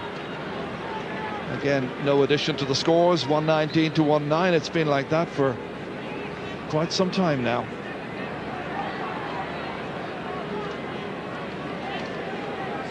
Well, for Kerry again, it's going to be their, what is it, Ger, the 33rd All-Ireland final, and for Mayo, unfortunately, a bleak statistic. Yeah. And we haven't had a score for either team now for quite some time. Not since the 63rd minute. This might change with David Brady dishing it off here. Mortimer to finish, to style, it's belted in, and it's Michael Conroy for his troubles. It's come in the last minute of the game, but the under-21 star, Michael Conroy, at the end of a very fine move by Mayo. David Brady offloading it outside here. Trevor Mortimer stepping by the challenge of Aidan O'Mahony, and it came back, and a good thump by Michael Conroy into the back of the Kerry net. Yeah, significantly, maybe it was the first time that Mayo have managed to run at the Kerry defence from the middle of the field, but again, maybe Kerry aren't putting the same pressure or emphasis on the game any longer. As against Derry. I think it's just a 7-point difference at this stage. If that's to be the way it finishes, Mayo will say, well, it wasn't that bad, but in reality it was. 2 added minutes to be played as Tom O'Sullivan barges his way out here, helped by Declan O'Sullivan. On for Seamus Moynihan, the man who was out for 3 months. He did all that hard work in the gym on his own. They had to tell him to calm down a little bit, take it easy and be match fit for this. He's come in and made his contribution, as we always knew he would. 2 minutes of additional time to this half. So as they say, at least 2 minutes.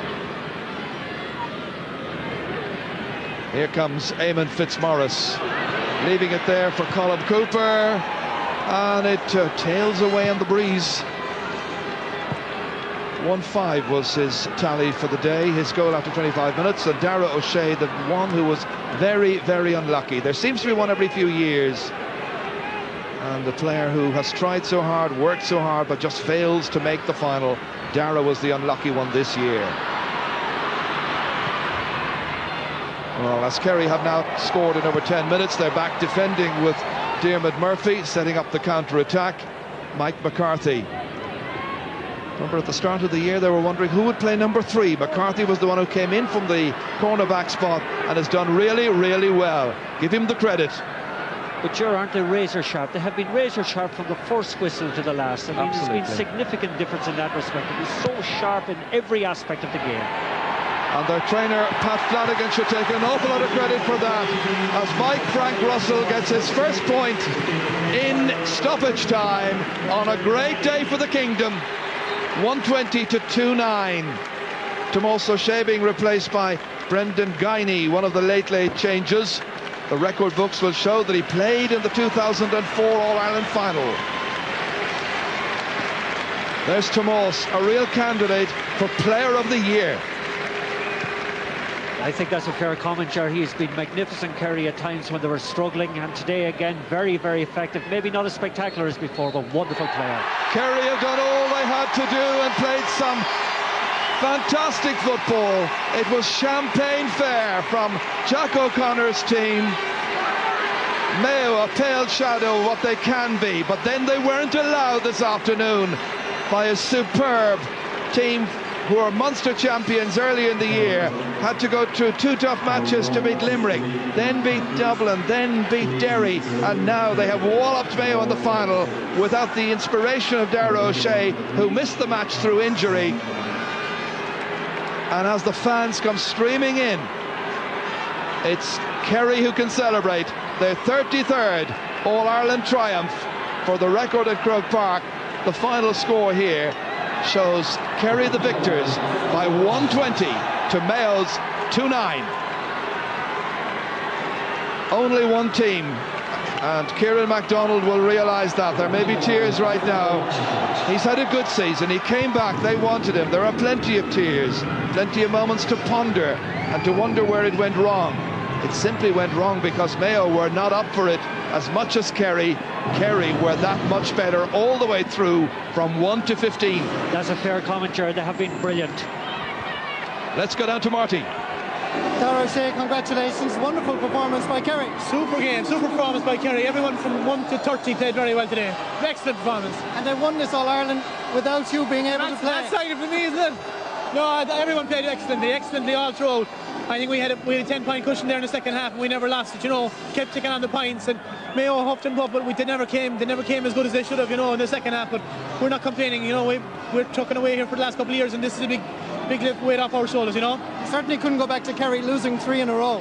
No, we didn't talk about it like that. We were coming up today with a fresh approach, and we were going to have a go at it, and we did, and we're delighted from through. And it's a great day for us and a great day for our club at home. Canada's Canadian captain. We're very delighted.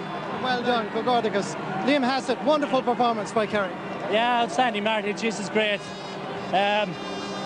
Everyone, the players, they played for each other today. It wasn't just for Darragh O'Shea, for Seamus Mayo, and then this team out here proved that everyone were great footballers, and even the subs that came on. This year, every fella battled for his position, and Jack Connor and Pat Flanagan and everybody involved deserve huge credit. You see, you changed your tactics. Traditionalists will love your performance today. Long ball into the full forward line. Yeah, I think Jack Connor got it right. You know, he knew. You know, Gooch is a small fella, but he's well able to get the ball over his head. And Johnny Crowley and Canada, you know, they won some great ball inside. And I don't think Mayo were ready for that. They probably thought we were going to put a nice ball into Gooch, but Gooch can play it both ways. Liam Hassett, congratulations. Well done. Yeah, Gooch Cooper was a big man today, as was all this Kerry team. Our heartiest congratulations to Kerry. 33 All-Ireland titles, and you have to say, today they absolutely deserved that one. No doubt at all about it. They were superb all day long. And Colin O'Rourke and Joe Brawley, who've been with me here on the panel, I think, you know, so much of the talk going into this match was about Mayo not having won for so long, and they deserve an All-Ireland title and all that kind of stuff. Mayo found out that Kerry wanted this too very badly. Yeah, well, it's what Brian Cody, I think, said after the hurling final. You know, he said people are talking about Cork having hunger, and today Mayo having hunger. Like, both teams go into All-Ireland finals. Generally speaking, they're as equally motivated, or they should be. You shouldn't be playing an All-Ireland final unless you're motivated. But I think the question marks that have been over Kerry for a few years about the mental side. The mental side, I was going to say something else which you shouldn't say on television. And I think Kerry people have proved today, and Kerry players, that they have the courage that when it comes down to big games, Okay, they've lost a couple, and you could question some things about them. But I never lost faith in the Kerry Heart, and they always had class, and class always comes through in the end. And I'm sure Sean Kelly, president of the GA, will be a delighted man to hand over the Sam Maguire Cup this evening. Fi Sheglan agus Sportol agus tá Molynach beag tiltte ag na himróí go léir ó Kerry agus ó Mayo. Tá mi brodal asibh tugáidechas tas na himróí go léir.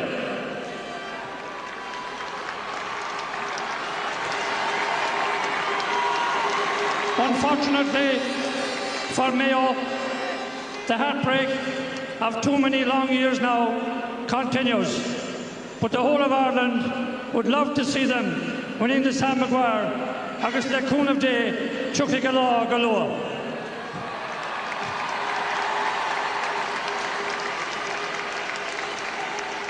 For the Kingdom of Kerry, the glory days are back again.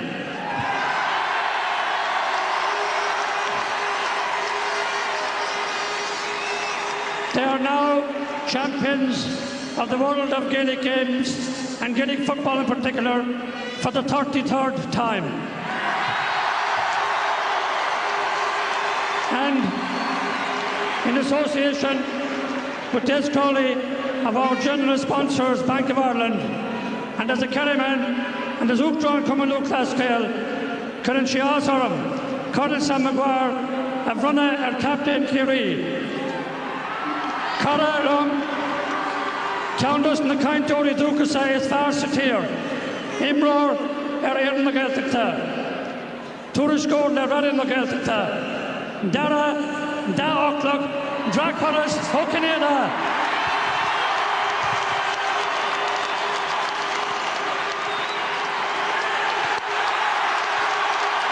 Giving the cup, the most famous cup in Irish sport, Sam Maguire, presented to Dara O'Cinada on a day when Kerry are crowned the champions.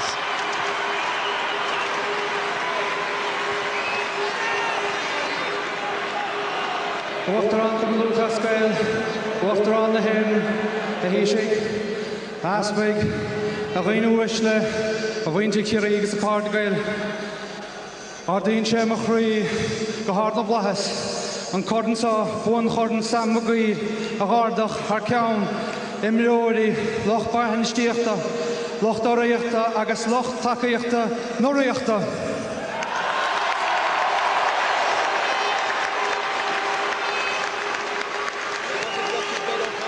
Hier het vakken aan doen, le koppelen benen was. U waren leis yn Gaeltach yn le Padraig, ach brisio creu, gol agus gys gan ffeicl, a dere gydol leis yn ysyn stolym.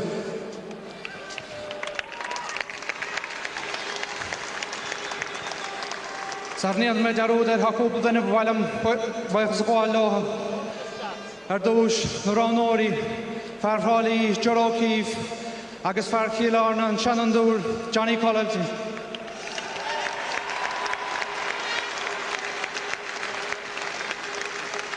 Adrein Ali úntach, chur sé gobar sin siar a mí géad a fórsocha agus ní stad mar gorí cúig nómata ahim. Ardar a sé, cé gur Fort Laig a sé, tá chraí go hamláin a bhuiidir Kerry, Pat Flanagan.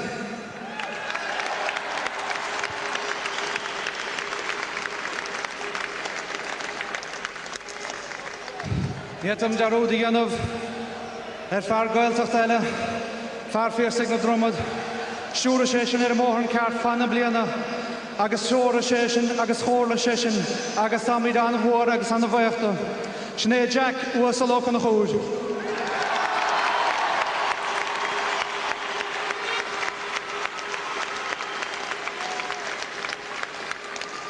Bachas leis den bhuiidir leis, tá numucha do bhain le lua, ach tamid an bhaochtaibh, tá cúpla seanna chraach ar a bhuiidir agus cimad bhór nar maitheag sin, agus cimad bhar eachlí sin agus an bhaochtaibh chomá.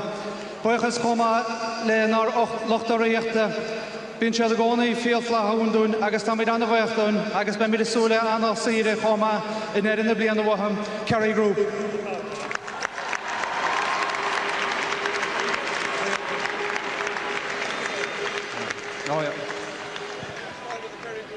Buchas chomá leis an éile rinne atá ar an County Board chum cuiste chunta Kerry go háirithe in Argáin an caihirirlach hasamh sé linn creid sé anan agus dúirt sé de seach na bliana go mthaimís an chréibhsa sin é Sean Bernach agus oifigigh an County Board.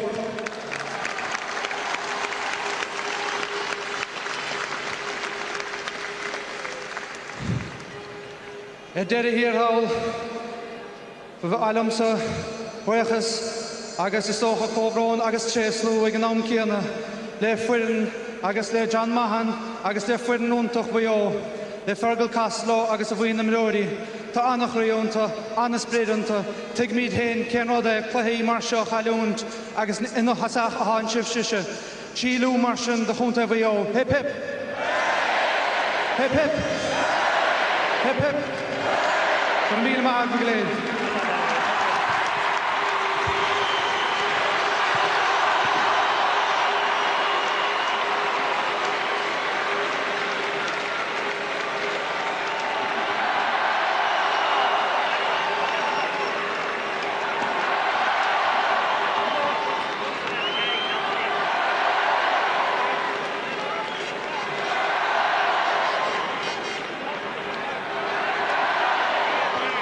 Than Darragh Canada, who is, of course, a radio presenter with Radio na Gaeltachta down in Ballinagall in Kerry, thanking his supporters, obviously, and all involved with the team, and paying tribute to Mayo, too, on this particular day. Another great day for Mayo football, and never in any doubt. And Kerry football. For Kerry football, I beg your pardon. Take your time. I know You're not doing too badly. I think I'm still in shock as well as the Mayo team probably are.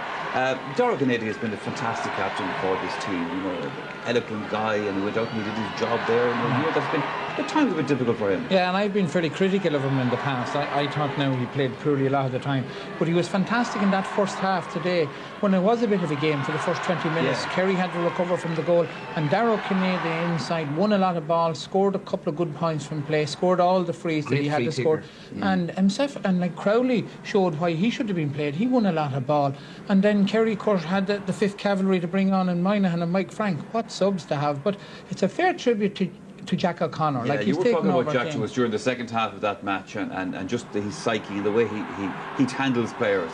Well, you know, he brought on Paddy Kelly there, which sent a message to everybody against Dublin, you know, that Kirby was dropped, who was brilliant today. Hassett was dropped. And, you know, he says, you know, you lads aren't going well in training, we'll put on somebody else. So it sent out a message to everybody. If you mess around in training, you're not going to be on the team. And it also sent a message to the subs. If you're going well in training, you have a chance. Mm-hmm. So the whole level and intensity of training went up a notch. So, like, Jack O'Connor is nobody's fool. He's, after winning the league, Munster Championship and All-Ireland, you know, I won't say to him again, you know, you're a lucky manager, Jack. You've done it right this time. He learned well from Body. All right, gentlemen, thank you very much indeed. We're going to take a break, but stay with us, please, because we have a lot more on this year's All-Ireland final right after that.